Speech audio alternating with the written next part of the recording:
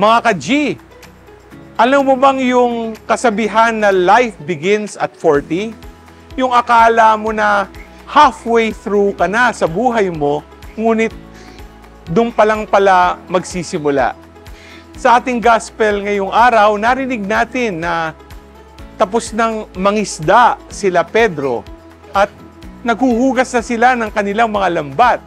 Ngunit hindi nila akalain na kahit sa tingin nila na tapos na sila, ay tatawagin pa sila ng ating Panginoon.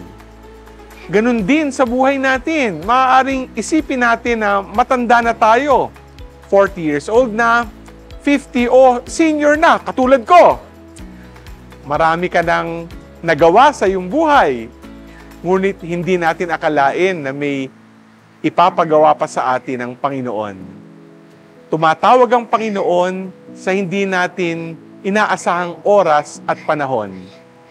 Handa ka pa rin bang tumugon? G ka ba?